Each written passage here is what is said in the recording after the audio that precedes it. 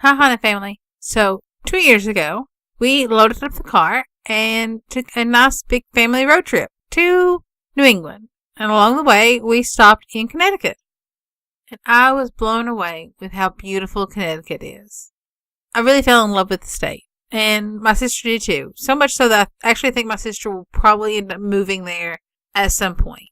So this episode is all about stories from Connecticut. So sit back, enjoy the show, and if you like what you hear, don't forget to give me a thumbs up. Hit that subscribe button. Story 1. The Fog. There's a cemetery called Bear Plain. About 10 years ago, I was with a bunch of my friends, and I was driving the car home. When I approached the cemetery, the entrance to the cemetery had fog rolling out of it, going across the road. When I saw it, I pointed it out to my friends, and then I started to drive through the fog.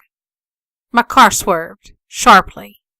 My friends thought I did it to scare them, but I didn't. Years passed, and I was talking to a girl at my work, whose father lives there, near there. I was telling her about my story, and before I even got to the part about the fog, she knew. She knew about the fog, too, and about the car swerving. I'm not sure if this has happened to anyone else besides us. This is a very old cemetery. A lot of the graves are from the 1700s. Both of our experiences happened at night, around 10 p.m. in the summer. But we have no way of knowing who or what inside the cemetery may be causing the fog or the car to jerk. Thankfully, it didn't jerk hard or sharp enough for us to wreck. Story 2. Maud's Grave. The last time my friends and I, a total of 4 people, went looking for Maud's grave was around 2010. We were all 19 or 20, and all have had paranormal experiences in the past. We wanted to see what was at Maud's. We went and we parked at a turnoff in Hell's Hollow. I had a pendulum, one friend had a recorder, and we all had flashlights. I would ask the pendulum which way to go, and then we would follow it. After about 20 minutes or so, we all got a horrible feeling. I asked the pendulum if Maud was near, and it said no. I then asked it if we should leave, and it gave me the biggest yes I've ever seen. We all turned and left.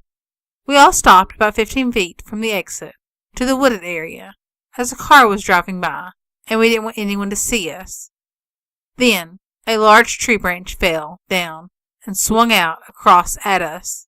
Had we not stopped and waited for that car to drive by, that branch would have hit us all. If anyone else goes looking for Maud, proceed with caution. Another place of interest is in Canterbury, Connecticut. The house is abandoned and has been for several years. I had a few strange experiences here. The first time I heard about this place, I just drove by it. I wasn't sure which house it was. I was just told around where it would be. When I saw the house, my entire body froze. I couldn't hit the gas or the brakes on my car. My car just drifted past the house. The next time I drove by, I brought my friend with me. My car stalled, which it had never done before. My friend started shaking her head. Again, as soon as we passed that house, my car started right up and we drove off. My friend said she was overwhelmed by a feeling of dread. Another group of friends and I went during the day, and I took an interesting photo, which has a face floating near one of the stairwells, as well as a book open to a title page. The name of the book was Final Scream. It was creepy, to say the least. Such an odd book and an odd page to be turned to in a weirdly haunted house. I can't wait to go back. Story 3. Dishes and Bricks. When we first moved in, we were persecuted. From the banging on the walls to the clanging radiators. I kept drumming it up to it just being an old house with weird sounds. Till one day, the dishes broke. All the dishes. And bricks started flying off the kitchen wall. And then 2 of my 3 children sat up in bed simultaneously, speaking in a language similar to Spanish that I made out to be Italian. My children do not know Italian. After seeing this, I had my children begin sleeping with me, but the banging and clanging continued. After about 2 months of this, I was not only scared, but I was angry. We had nowhere else to go. At the top of my lungs, I yelled out to something I didn't even believe existed. "We're not going anywhere! This is our home! You leave!" The next few nights were quiet, and then I dreamed of a short man who spoke to me in a heavy accent, explaining who he was and that this was his daughter's home, and he was upset that we were there. Upon waking the next morning, there was an unexplainable 5x7 picture on our kitchen table. It was the same man I dreamed of. I still have this picture to this day. This man became our protector through the years, and my ability to talk to the deceased increased through the years. I've always communicated to the other side through dreams. This home has taught me lots. Our ghostly protector has warned us of intruders on our property and even saved our lives when the home next door went up in flames. He slapped me awake, and I woke my children. Our home did not burn down due to the asbestos material that was shingled over it. Many spirits have passed through our home, perhaps because our home is near a radio station and across from a huge cemetery. My communication with the other side are rather sharp, and my children and grandchildren are safe, with our ghostly protector presiding over our home. Not all spirits are bad spirits. Some spirits just don't understand that they have passed, and they hold claim to the dwelling where they may have resided. Sometimes we just have to learn to live in harmony with those on the other side. Story 4. The Old McNally Farm. The farm is gone, and a high school now occupies the land where the farm once stood.